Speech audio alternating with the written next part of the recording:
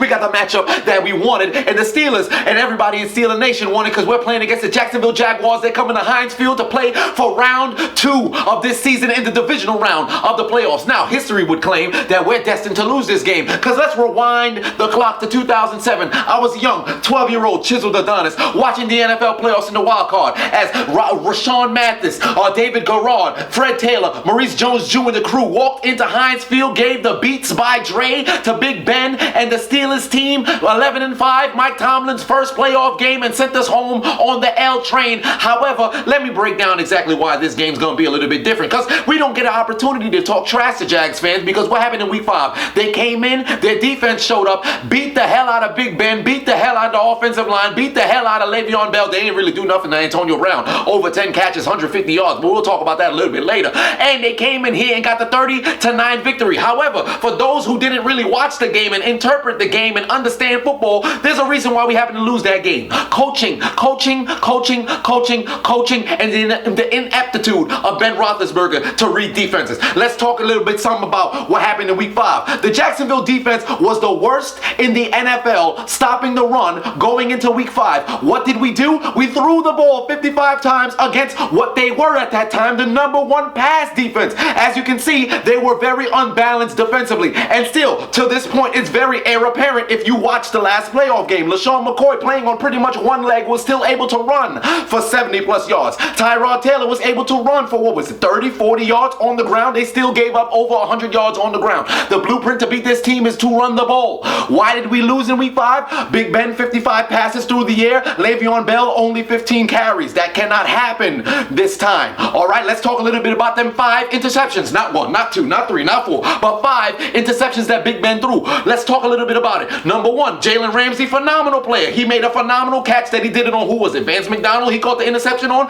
Phenomenal play. Then we had the pick 6 that ended up going into the hands of, Barry Church, who returned it to the end zone. Phenomenal play by Jalen Ramsey again. But let's look at the remaining 3 interceptions. You had the pick 6 by Telvin Smith. What happened? Tipped at the line. We're not going to have that happen again, all right? That's not a bad pass by Roethlisberger. That's just a phenomenal play by the Jacksonville Jaguars defense. But that's tipped at the line. That's a rarity. Not that often does that happen. The second time there was the 4th interception, when it ended up getting picked off by Juju Smith, fell down on his route. We can't have that happen. That's not Big Ben's fault. That's a receiver falling down. The Jacksonville Jaguars came out and they capitalized on it. The final interception, it's a heave to the end zone in garbage time. I don't really count it, but at the end of the day, it is on the stat sheet. That's 5 picks. All right? So here's how we're going to win the game. Run the ball. Give the ball to Bell. Give that man 30+ carries, and we'll be able to win the game, because the Jacksonville defense, if you watch the game against the Buffalo Bills, I was going off about it. They are weak in the middle of the field. Like I said in my soliloquy in the post-game analysis of the wild card,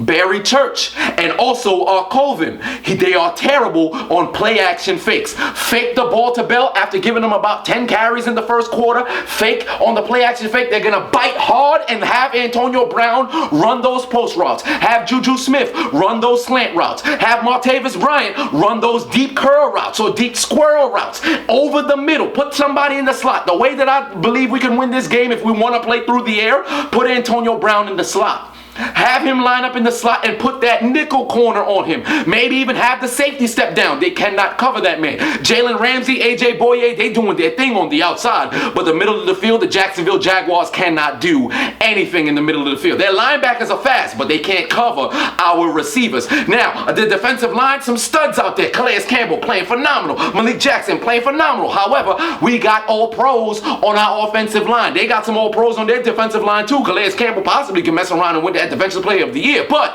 what we're going to do is run the ball down their throat, because they have an ineptitude of stopping the run. That's what we need to do, is run that ball. Now, for Jacksonville offense, if anybody watched the post-game interview of Blake Bortles, he's walking around there smiling, happy as hell, because he was able to run for nearly 100 yards. What was it, 87 yards on the ground? But let's point something out. How many did he pass for? Did he pass for 90?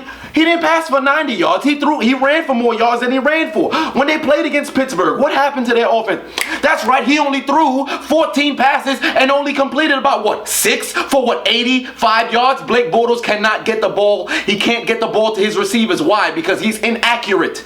He's a pick six waiting to happen. Just like those who are Jags fans who understand football and watch throughout the years. Who leads the league in pick sixes since Blake Bortles have came into the league? It's Blake Bortles. He's at the top. When you catch his pick, it's going to the house. If you were watching the Bills game in the wild card game, he threw the ball straight to Tre'Davious White because he started the Bills on his fantasy team. And if Tre'Davious White had hands that weren't for decoration, he's taking that to the crib, and we're probably not even playing Jacksonville. But we're not going to talk about the should've, would've, could've. We're talking about what actually happened. What happened to us in week 5, Leonard Fournette, 28 carries, 191 yards, might I add, a 90-yard touchdown. All right, so we got to be able to shut down the run. But let's talk about last week. What happened? Buffalo came into this game the worst rushing defense in the league. They allowed the most yards on the ground in the league. And what happened to Leonard Fournette? Blake Bortles outrushed him. All right, they were able to shut down the run. Let's follow that blueprint. If we're going to win the game, force Blake Bortles to be the man to win the game. Because I have no confidence in Marquise Lee. Yeah, he went to USC. Yeah, that man is fast, but he can't run routes. He's only a deep route. That's it. I have no confidence in, what's his name, Keelan Cole, something like that. I have no confidence in that man. He showed up, 2 games this entire season? No confidence in that man. Allen Hurns, he only plays well when they're playing in London. All right, force Blake Bortles to throw the ball through the air. And let's just break down week 5 score for a second, right? So in the first half, after the interception to Jalen Ramsey, what happened? They went down the field because they were on our side of the field already. I believe they had the ball at the 40. A couple of plays, bang, bang. Now they get Leonard Fournette, 2-yard touchdown. They go up 7-3, right? Later in the game, they never scored another touchdown until, and I'm talking offensively, until the garbage time at the end when Leonard Fournette breaks out for a 90-yard touchdown at the end of the game. Let's just subtract some sort of things, right? Let's just say the 2 pick sixes don't happen. You take away 14 points from the 30, you're now at 16-9, right? Leave the Fournette touchdown in the first half, but take away the 90-yard touchdown in garbage time when the game was already over, right? You take that away. What is the score now? That is 9-9. What does that say about Jacksonville's offense? They did absolutely nothing. They missed an extra point on one of the pick sixes. But let me point something out to you. Offensively, they could not move the ball at all. It was the turnovers that set stuff up for them. They have an ineptitude of moving the ball down the field because they struggle offensively. They need their defense to bail them out. So how do you win this game? Don't allow the defense of the Jacksonville Jaguars to be their offense. Run the ball. Do not continue to throw the ball through the air. We win games when Le'Veon Bell gets 30 carries and Big Ben throws 30 or under times. We don't need to keep, let's air it out and show the world that we're elite. We need to be able to finish drives. More importantly, all 3 of our field goals that we scored on that week 5 loss, what happened? We were in the red zone every single time. What was one of our issues in the first 8 weeks of the season? We were unable to finish drives in the end zone. Every time we got to the red zone, we failed to score points. Remember when we played against Detroit? We failed to score touchdowns. We have to be able to score touchdowns when we get into the red zone. That is our biggest problem because we get down there, all of a sudden Todd Haley's saying, hey man, I don't know what's going on. Big Ben, who's a veteran, Hall of Fame QB, he's talking about, I don't know what's going on. What should we do offensively? We're so close. I can smell the Heinz ketchup. It's right there in the end zone, but for some apparent reason, I keep putting up mustard out there because I can't get into the end zone. We have to be able to finish drives.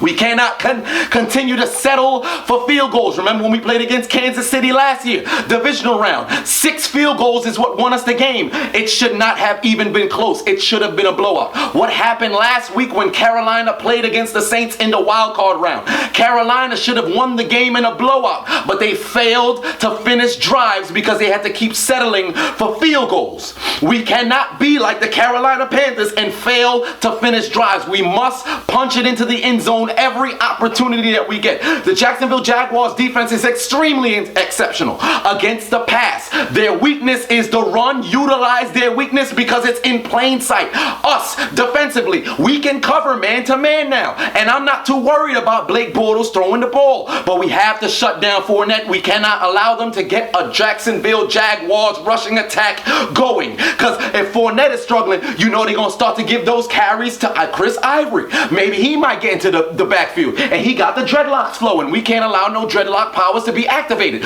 We have to shut down the run, force Blake Bortles to be the man, and go out there and pass. I'm looking forward to a great game, but at the end of the day, the revenge tour starts this Sunday or Saturday, whatever day we're playing. But it doesn't matter because we're going to splatter Heinz ketchup all over the damn Jaguars. Duval! Get ready to get on the damn L train. I'm looking forward to a great game. Remember, run the ball, but it's still the stairway to 7 because we're climbing all the way to pick up the Lombardi number 7, and we're going to continue to win the most playoff games since the NFL merger because, you know, nobody does it better than the Pittsburgh Steelers since 1970. So get your motherfucking hands up in here. Steelers on 3, win on 6, Lombardi on 7. 1, 2, 3, Steelers 4, 5, 6, win 7, Lombardi, baby, because it's the stairway to 7. We doing it for Mr. Dan Rooney and also Shazier because we are Shay leaving. Here we go, baby. What the hell's wrong with them? What's wrong with them?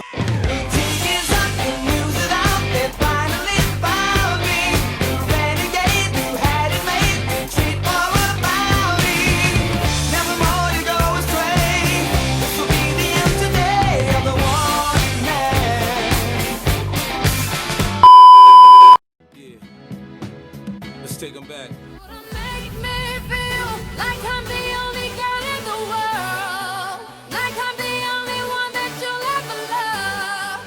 Like I'm the only one who knows your heart. Only girl in the world. Like I'm the only one that's in command. 'Cause I'm the only one who understands. What's wrong with him? The sugar is strong in this one. Why are you walking like Naomi Campbell? You can't tell me Michael Sam ain't changed up the culture in the NFL. Mind you, this is 2 weeks in a row. Let's not forget about last week. Nobody worried about him. He came to me, you know what I'm saying, on some disrespectful stuff. You know what I'm saying? The game over with. You still mad because I was locking you up? Alright. Ain't no grown man gonna talk like this. I'm starting to understand the reason why he started to play cornerback. You tell me. You tell me. He like to cover them wide receivers. Motherfucking man-to-man coverage. Anytime I lined up on him. Yo, Jalen, what's your favorite fruit? What you think? Type of player who be patting everybody ass, touching the coach and shit. Good call, coach, good call. Type of player who get unsportsmanlike conduct for groping a player. He done got a couple defensive holding calls and it was for holding hands. I'm starting to know why. He came up to me after the game. You feel me? I bet he be in the team shower just chilling. Yeah, y'all go watch that. Y'all go watch that. Nah, bro, I ain't trying to watch nothing you doing at this point forward. You sweeter than anything they sell at Baskin Robbins. You're not even suspect no more after this week. You guilty. What's wrong with him? So what, son?